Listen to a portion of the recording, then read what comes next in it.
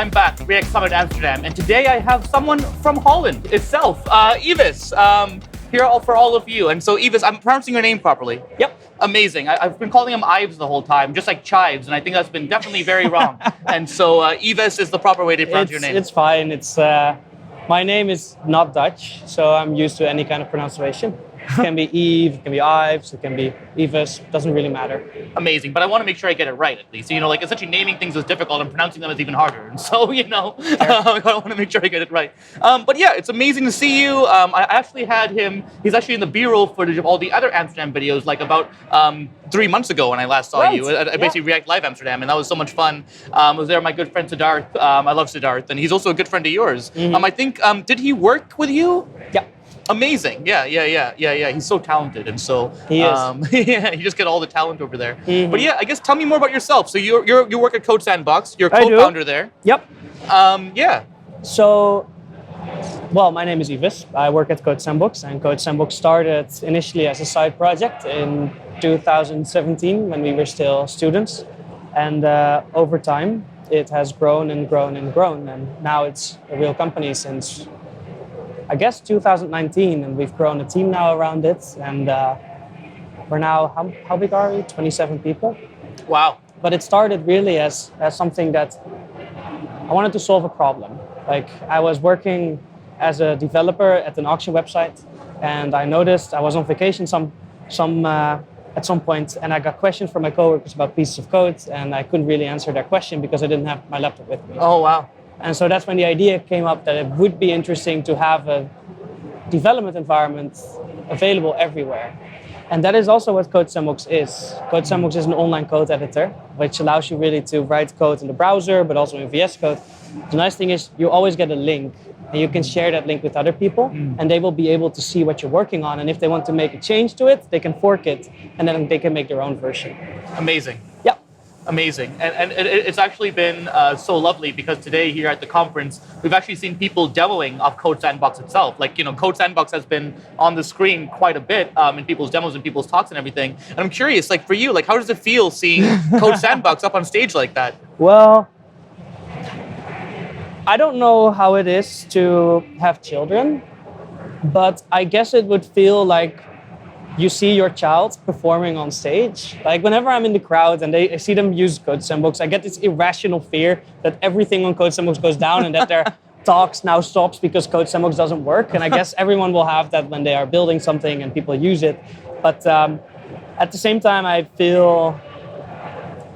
also feel quite proud when people use it and feel very happy that people want to use it. So, see value in it, right? Yeah, I do really like it if people use CodeSandbox. It's really, really gratifying. It's made for collaborative coding after all, right? And so that was your inspiration of building it back then whenever you'd go away and you didn't have your full coding environment in front of you. And it's crazy to see now that people can use it and they can share and they can everyone can kind of learn off that same experience itself. And so it's just one of those, I think, fundamental infrastructural tools that I think everyone needs to kind of use and feel and see for themselves these days. And I remember seeing it for the first time myself, and I was like, oh wow, you can do all this in the browser, you can do all this from like a web-based experience now. Like I don't need a full setup anymore, and it was kind of revolutionary for me, and kind of it really blew my mind the first time I saw it. So yeah, I guess so that was your inspiration way back then. We're here now, and you're seeing it on stage and everything. It was just yourself and a co-founder or something back in those early days, and now you have like 27 people, I think you said. Yeah. And so like tell me about that journey. That journey it's quite the journey there. Yeah, it is. When we released it in 2017, it was very small. It was very, very small. And then we started to talk a lot with people about like, what do you think of CodeSandbox? And we started to implement more and more features that people asked for. And slowly but steadily, CodeSandbox started to grow. And at some point, it got so big that we had, at some point, 500,000 developers using it monthly. Oh, wow. And we were still students, and that was in 2019. And we got to the point that we got acquisition offers from other companies for acquiring CodeSandbox that we would join their company. And we were students back then, so we were flabbergasted just by the offers that these companies were giving.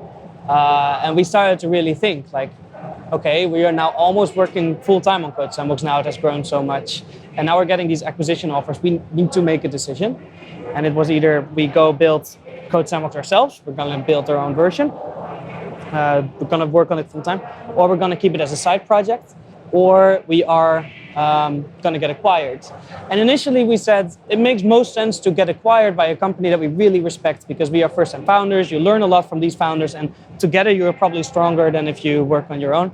But when we made the decision, when we said we're going to do this, it didn't feel right. It felt a bit sick just because of that decision. So we walked back on that decision, and we said, okay, we're going to work on CodeSandbox full time.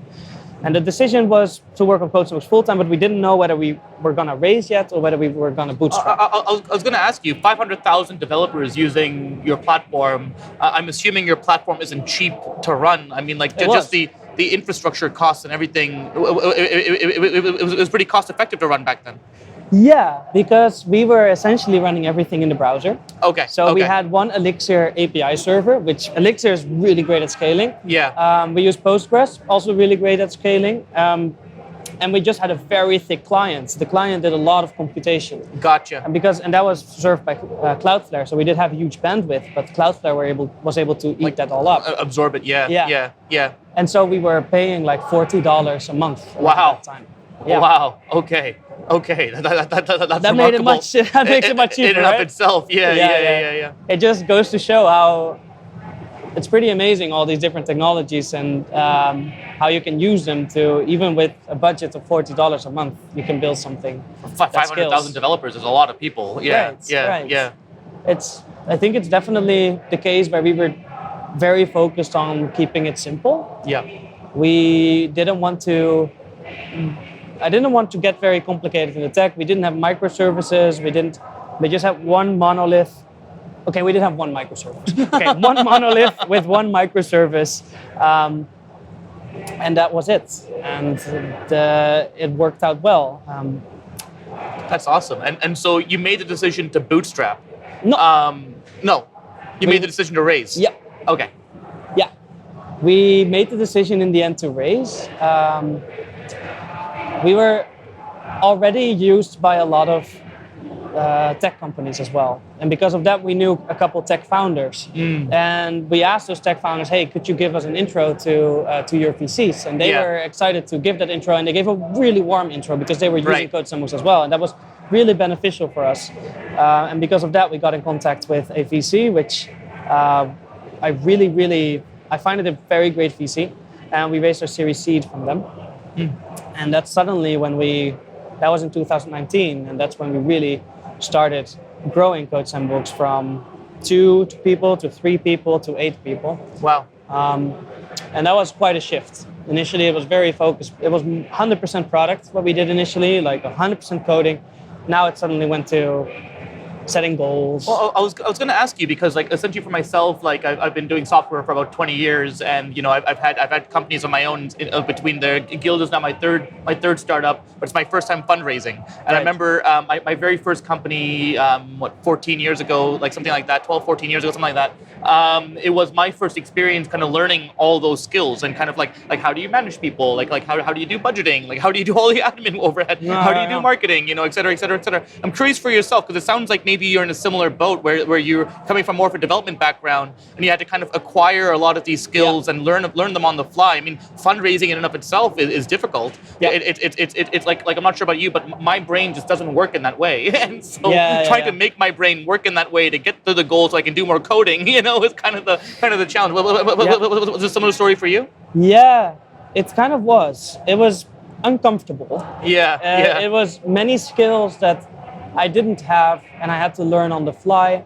At the same time, those skills didn't give me energy.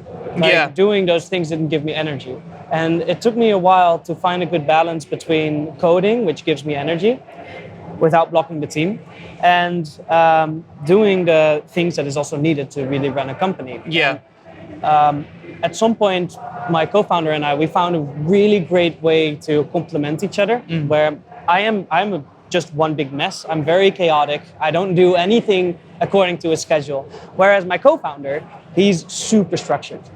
So we found a way of working together where everything's structured, company goal setting, setting goals with the teams and following up on those goals and all those kind of things. He did those things. Everything where that didn't require structure, but just required some, I don't know, crazy thinking. Like we call that vision. Well, it was interesting, and it allowed me to really focus on products, and that was great. From then on, we got a pretty good collaboration, and that helped a ton with running the company. And I'm very lucky with having Bas as a co-founder, because if it would be two messy people running the company, the company would have been just one mess. Yeah. So That's crazy. So that was your Series Seed, and I guess shortly thereafter, we raised a Series A, and then you went to raise a Series A, and then yeah, that is it, Series A. And we grew with that Series A now to the size that we are today, 27 people, and it's now I really like the team that we have. Everyone is very focused on building the right things in CodeSandbox, and that's super nice.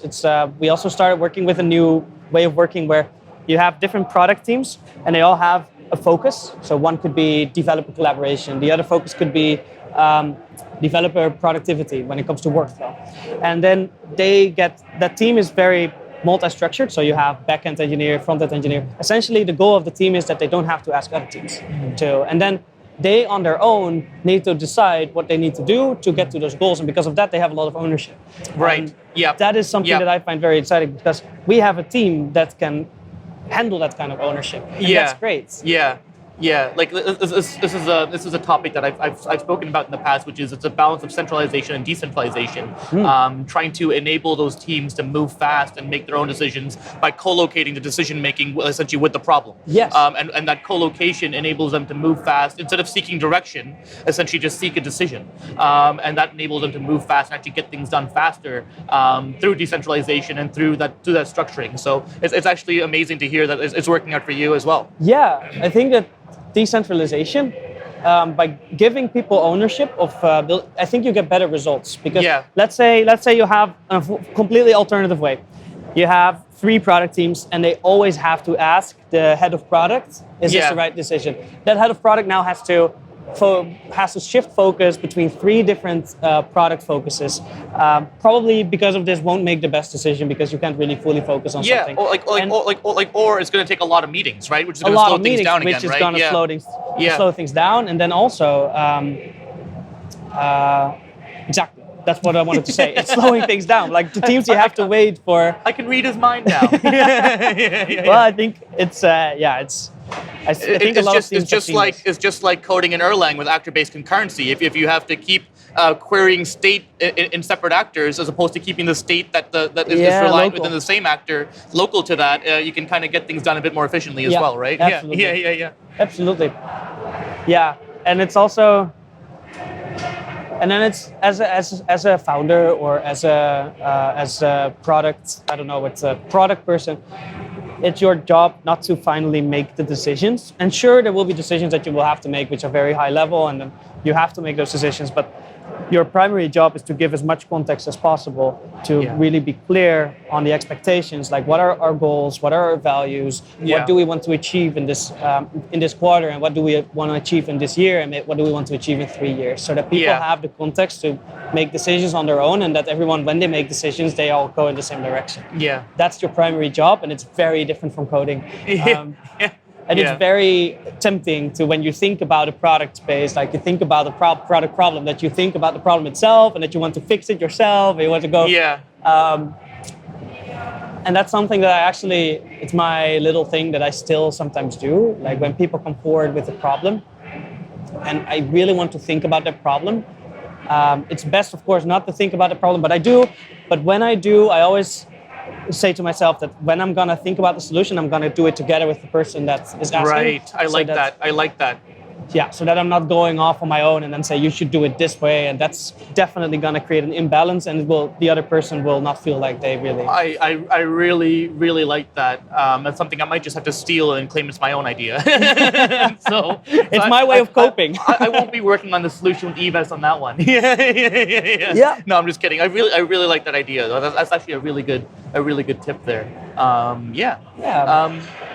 But yeah, unfortunately, we have to get going because we're just at the very end of the day here. Our good mutual friend Sarah is speaking right now. We're actually missing her talk. Her talk is actually happening right behind us. And then we have a speaker photo right after that. And so I guess quickly, just before we're gone, at CodeSandbox now, like essentially what's the next big thing? Like, have you released anything recently? Are you excited about anything in particular in the space? Like what's going on with you and what's going on with CodeSandbox like these days? We're building a version of CodeSandbox called CodeSandbox Projects that is now in closed beta and will be in open beta in about a month, I think. And it essentially allows you to have the same flow of CodeSandbox where you can look at a sandbox and fork it, but it works for full development. So we use it to develop CodeSandbox ourselves, and you can also use your own code editor with it. And with this, we want to allow you to do cloud development using CodeSandbox. But also in the future with this, we can allow you to make full stack examples using CodeSandbox. And I am very excited about this because we found a way to really scale this with VMs. And the VMs, they are working with snapshots. And because of that, they start really fast. Wow. Yeah, I'm very excited about this. It sounds like your infrastructure costs are a bit more than $40 a month now. Yeah, they will be, definitely. Yeah, that sounds amazing, dude. I can't wait to see it. But thank you so much for talking. Yeah, it's been a pleasure. And I hope you enjoyed as well. Awesome. We'll see you next time. Bye now. You.